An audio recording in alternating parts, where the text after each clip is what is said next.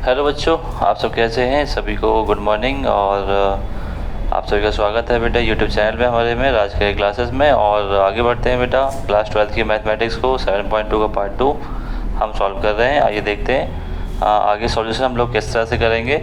पूरा वीडियो देखिएगा, पूरा अच्छे से समझिएगा बेटा इसमें क्या है। 7.2 का आगे जो हम लोग इंटीग्रेशन सॉल्व कर रहे हैं उसको समझेंगे, ठीक है। ध्यान समझिएगा मैं किस तरह से सॉल्व कर रहा हूँ, ठीक है। अच्छे से एनसीईआरटी का सॉल्यूशन है बेटा, ठीक है। एनसीईआरटी को हम लोग सीख रहे हैं। क्वेश्चन नंबर 11 में इंटीग्रेशन है x रूट में x+4 और dx, x रूट में x+4 और dx। ये क्वेश्चन नंबर 11 है और क्वेश्चन 11 हम लोगों को सीखना है, ठीक है बेटे। ध्यान समझेंगे, ये इंटीग्रेशन वाली सब्स्टिट्यूशन वाली एक्सरसाइज है, आपको ध्यान रखना है 7.2 में, ठीक है। तो ऐसी कंडीशन में जब भी बेटा रूट आता है तो इसको रूट वाले जो नंबर होता है उसको हम लेट कर लेते हैं। Let t equal x+4। हमने क्या कर लिया, इसको लेट कर लिया t। और जब इसको लेट करते हैं तो बेटा डेरिवेटिव निकालते हैं इसका, dt/dx हो जाएगा और x का डेरिवेटिव 1 हो जाएगा, कांस्टेंट का 0। मल्टीप्लाई करेंगे, dt इक्वल कितना आ गया बेटा, यहाँ पर dx आ चुका है, ठीक है। अब ये हमने डेरिवेटिव कर दिया, पर यहाँ पे एक समस्या हमारे सामने ये फंसी हुई है कि इस x का क्या करेंगे। जब भी ऐसी समस्या आती है तो x की वैल्यू यहाँ से निकालते हैं। जब भी रूट की ऐसी समस्या आती है तो सॉल्यूशन ये है कि x की वैल्यू निकालने के लिए +4 को ट्रांसफर कर देंगे बेटा, ये x की वैल्यू आपके पास आ गई, ठीक है। तो सॉल्व होगी समस्या। तो यहाँ पे हमने t-4 हमने x की वैल्यू फाइंड कर ली, ये आपके पास t-4 और dx की वैल्यू बेटा dt में रिप्लेस कर देते हैं हम लोग। इंटीग्रेशन वाली सब्स्टिट्यूशन में आपको ध्यान रखना है, इस तरह से हम लोग सॉल्व करेंगे उसको। पीछे वाली वीडियो आप देख लीजिएगा किस तरह से मैंने आपको समझाया है, ठीक है बेटे। चलिए, बहुत अच्छे आपने सीखा यहाँ पर। और यहाँ पे बेटा क्या है, रूट टी है और डी टी है। अब क्या करेंगे, अब आपके पास डिनोमिनेटर इक्वल सिंगल हो गया। जब सिंगल होता है तो बेटे इसको क्या कर सकते हैं, सेपरेट कर सकते हैं। डी टी अपॉन के रूट टी हो गया, माइनस के 4 अपॉन रूट टी हो गया और ये आपका डी टी हो गया, ठीक है। सेपरेट हो गए। अब सेपरेट होने के बाद क्या करेंगे भाई, रूट टी का रूट टी में डिवाइड कितने टाइम से जाएगा बताओ, ये बेटा टी टाइम से जाएगा, रूट टी टाइम से जाएगा। अब इसको बेटा ऊपर ले जाएंगे, रूट की वैल्यू माइनस का, रूट की वैल्यू क्या होती है 1/2 होती है, ऊपर ले जाएंगे तो क्या होगा, नंबरेटर में माइनस का 1/2 हो जाएगा। ये आपका इंटीग्रेशन डी टी। अब इसको क्या करेंगे पहले बच्चों, इसको हम सेपरेट कर लेंगे, इसकी पावर 1/2 लगा देंगे, डी टी हो गया बेटा। 4 हमने कांस्टेंट बाहर निकाल लिया, टी की पावर माइनस का 1/2 और डी टी, ठीक है। दोनों को हमने अलग कर लिया। अब इसको ध्यान रखना है कि हमें लगाना है x की पावर n का फॉर्मूला है, ठीक है। x की पावर n का फॉर्मूला क्या होता है, n+1 अपॉन n+1, ठीक है। और यहाँ पर भी n+1 अपॉन n+1 होता है और 2 ये जो 1/2 आया है वो इससे मल्टीप्लाई हो जाएगा और प्लस का c। तो फाइनली इसका आंसर जो होगा 2/3, रूट की 3 की वैल्यू कितनी है, 3/2 है, 4 2 जा 8 है और t 1/2 है तो इस पर रूट लग जाएगा प्लस का c। t की वैल्यू बेटे सब्स्टिट्यूट कर दीजिए वापस। t हमने क्या लिया था, x+4 की पावर 3/2 है और 8x+4 प्लस का c, ये आपका आंसर हो जाता है। कॉमन भी ले सकते हैं, आगे भी सॉल्व कर सकते हैं, यहाँ छोड़ना चाहें यहाँ सॉल्व कर सकते हैं, ठीक है बेटे। ये हमने देखा question number 11 integration by substitution से किस तरह से रूट को हम रिजॉल्व करते हैं, ठीक है। और जब भी आपको नहीं समझ में आए तो आराम से आप लिख सकते हैं, ठीक है। कमेंट कर सकते हैं जो भी आपको, अगर आपको लगता है जैसे भी, ठीक है। अगर आपको अच्छा लग रहा है कमेंट कर सकते हैं बेटा, है ना। x³ माइनस का 1 की पावर 1/3 है और बेटा ये x की पावर 5 है, ठीक है। ये कॉन्सेप्ट है यहाँ पर।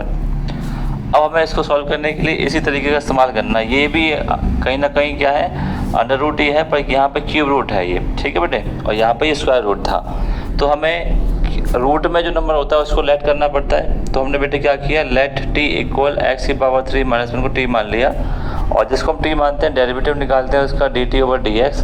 x³ का डेरिवेटिव 3x² हो जाता है, कांस्टेंट का 0, ठीक है। और ये 3 इधर डिवाइड में और x² dx बेटा यहाँ हो गया, ठीक।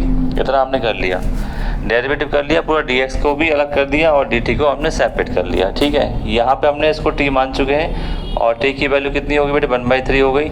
यहाँ पे एक और देखो, x5 को बेटे क्या लिख सकते हैं, x5 को x3 × x² dx लिख सकते हैं। तो ये जो x² dx है इसकी जगह तो ये आ गया और बचा यहाँ पे x³। क्या बच रहा है यहाँ पे बेटा, एक्स क्यू बच रहा है और बाकी dt/3 आ चुका है।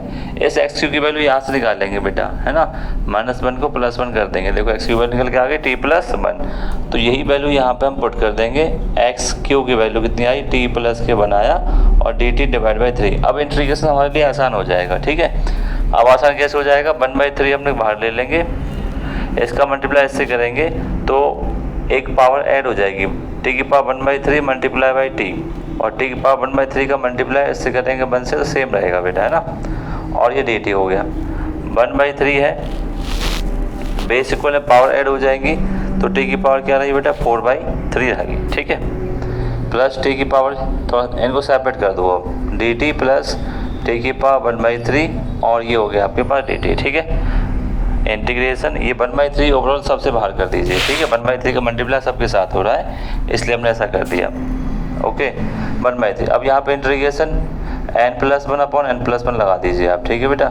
t की पावर n+1/n+1 का फॉर्मूला लगा दिया। यहाँ पर भी हमने n+1/n+1 का फॉर्मूला हम लगा चुके हैं, ठीक है। अब देखिए इससे यार क्या होगा, ये 1/3 सबके साथ मल्टीप्लाई में हो रहा है, तो 1/3 है, t की पावर ये कितना हो गया बेटा, 7/3, ये 7 और 3 यहाँ पे ऊपर आ चुका है, ठीक है। t की पावर कितना हुआ ये बेटा, 4/3 हुआ, 4/3 प्लस का c, 3 कॉमन लेके इससे कैंसिल हो जाएगा, तो t की वैल्यू हम वापस भी कर देंगे। t की वापस करिए, x³ - 1 की पावर 7/3 / 7 प्लस, ठीक है, x³ की पावर q - 1 / 4 की पावर 4/3 प्लस का c, ये इसका आंसर हुआ, ठीक है।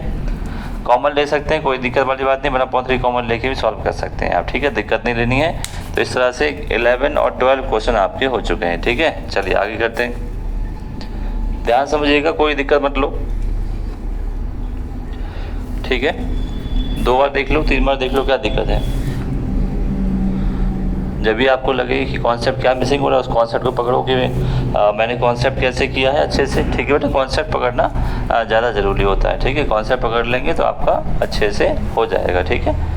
11-12 क्वेश्चन के बाद हम लोग आगे बढ़ते हैं, और आगे बढ़ते हैं क्वेश्चन नंबर 13 की ओर बढ़ते हैं बेटा। क्वेश्चन नंबर 13, और 13 में इंटीग्रेशन है, x² है और 2 + 3x³ का यहाँ पर q दे रखा है और ये यहाँ पर dx है, ठीक है, इतना दे रखा है।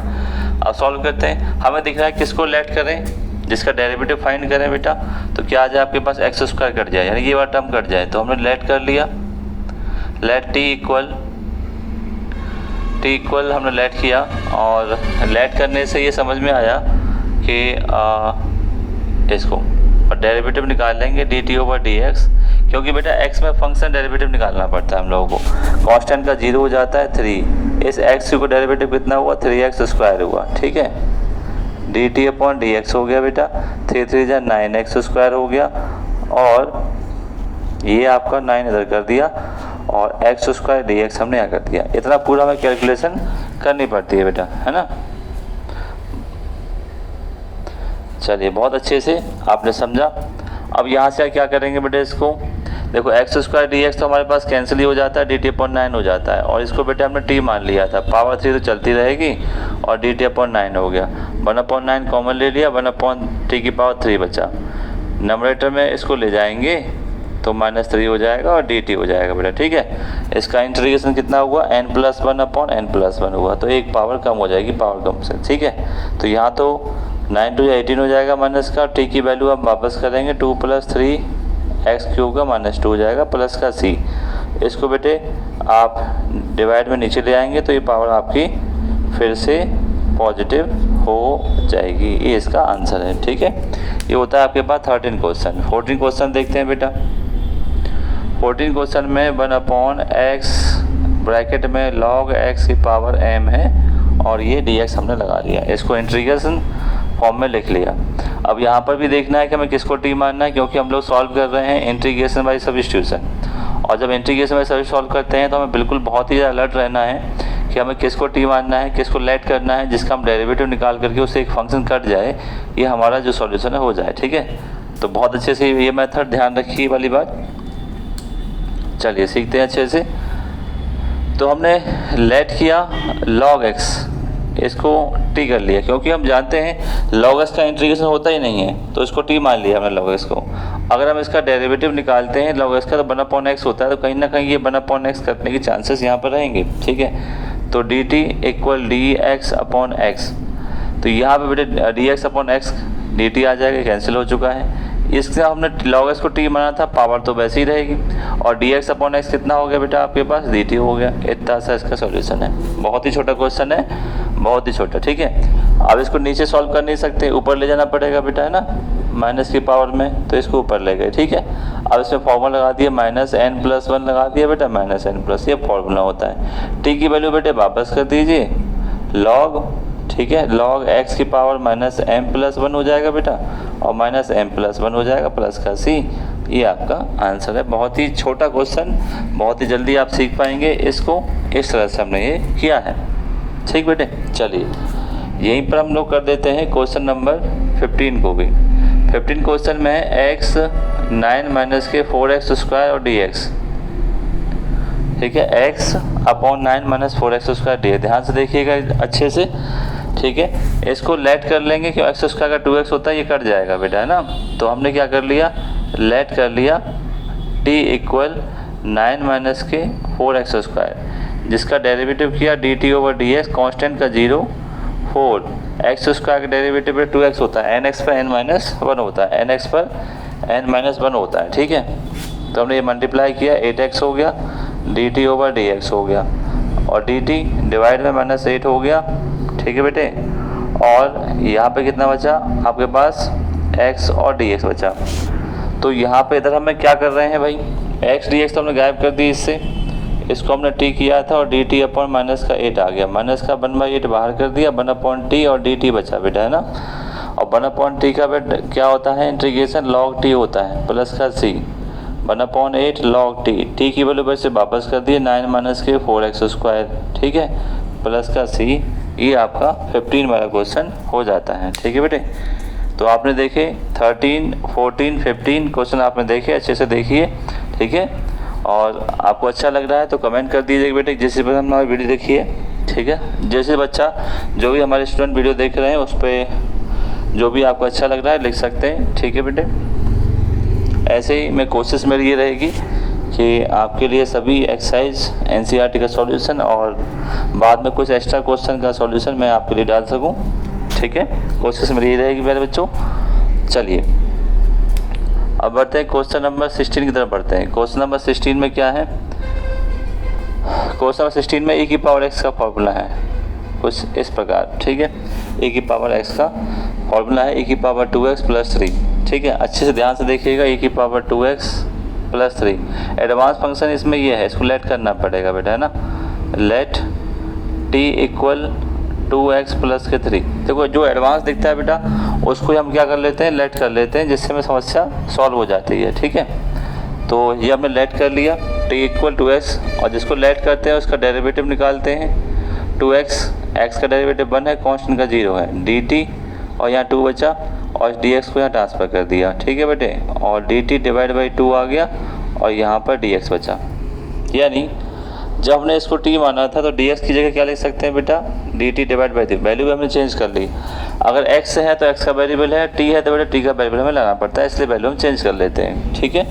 1/2 बाहर रखा, e⁻t रखा और dt रखा बेटा। e⁻t क्या होगा, e⁻t का e⁻t होता है, प्लस का इंटीग्रेट हो चुका, ठीक है। e⁻t की वैल्यू वापस कर दो बेटा, ये आपका आंसर आ चुका, ठीक है। बहुत ही आसान सा क्वेश्चन है और आंसर भी लगा सकते हैं। टी मानिए डेरिवेटिव कर दिए, फटाक से वैल्यू पुट करिए। e⁻t का या x होता है, इंटीग्रेशन डेरिवेटिव सेम ही होता है, e⁻x का e⁻x ही होता है, ठीक है। चलिए क्वेश्चन नंबर 17 में बेटे बताया गया है x अपॉन e⁻x², e⁻x², बहुत ही प्यारा सा क्वेश्चन है। तो हमें दिख रहा है कि ये एडवांस e⁻x², तो x² को t मान लीजिए, late t equal x², derivative निकालो dt/dx, x² का 2x हो जाएगा, ठीक है। अब 2x हो गया, dt अपॉन 2 हो गया बेटा, और x dx हो गया, क्योंकि हमें वेरिएबल निकालना पड़ेगा, बाद में पहले निकाल लेते हैं पूरा, ठीक है। ये भी ध्यान रखते हैं। 1/t e की पावर t है ना बेटा, क्योंकि x dx तो हम पहले निकाल चुके हैं dt/2। क्वेश्चन को ध्यान में रखते हुए निकालते हैं ना बेटे, कौन सा वेरिएबल मैच कर रहा है, एक्स डी एक्स कर रहा है तो इसलिए हमने एक्स डी एक्स को निकाला। ऐसा नहीं हवा में निकाल देंगे। जब भी हम निकाल रहे हैं एक्स डी एक्स टर्म को अलग कर रहे हैं, डी टी को अलग कर रहे हैं, तो ये ध्यान रखते हैं क्या चीज़ मैच कर रही है उसको सबको निकाल लो, जो नहीं मैच कर रहा है उसको इधर छोड़ दो। ठीक है बेटे, डी टी के पास तो 1/2 बाहर आ गया, इसका नीचे होगा नहीं बेटे, ऊपर ले जाएंगे, नंबरेटर फॉर्म में ले जाएंगे बेटा, है ना। ए की पावर टी के की पावर टी होता है माइनस का, माइनस नीचे आ जाता है। ठीक है बेटे, प्लस का सी, तो माइनस का 1/2 ए की पावर टी की वैल्यू वापस कर दें या इसको नीचे ले आएंगे बेटा, ये भी आपका पॉजिटिव हो जाएगा, प्लस सी 1/2 ए की पावर टी की वैल्यू है x² प्लस सी, ये आपका आंसर हुआ 17 वाले का। ठीक है बेटे, चलिए 18 पे बढ़ते हैं। इंटीग्रेशन ए की power tan 1x divide by 1 plus के x², और ये भी आपका इंटीग्रेशन में सब्स्टिट्यूशन होगा। e की पावर पे क्या दिख रहा है, tan 1x, जबकि होता क्या है बेटा, e की पावर x होता है, इसका मतलब एडवांस फंक्शन tan 1x है, और tan 1x का इंटीग्रेशन होता नहीं है, तो इसको हमें t मानना है, जिससे कट जाएगा। ठीक है बेटा, क्या कट जाएगा, 1 प्लस x², क्योंकि हम ये जानते हैं कि tan 1 का जो डेरिवेटिव होता है वो क्या होता है, 1 प्लस x² होता है, 1/1 प्लस x², ये होता है, तो इसलिए कट जाएगा। ठीक है, तो हमने क्या किया, लेट कर लिया t इक्वल जो एडवांस फंक्शन है उसको लेट कर लेते हैं, tan 1x dt/dx, जिसको लेट करते हैं उसका डेरिवेटिव, tan 1 का डेरिवेटिव कितना होता है बेटा, 1/1 प्लस x² इसका डेरिवेटिव होता है। ठीक है, ये हमने समझ लिया। यहाँ पर थोड़ा सा एक्सचेंज कर लेंगे, dx को ट्रांसफर कर देंगे 1 प्लस x², ताकि हम इसको हटा सकें। ए की पावर t और ओनली dt, इसका इंटीग्रेशन की पावर t होता है प्लस सी, t की वैल्यू वापस कर दीजिए, tan 1x प्लस का c। ये हमने देखा 16, 17, 18 क्वेश्चन आपने देखे, और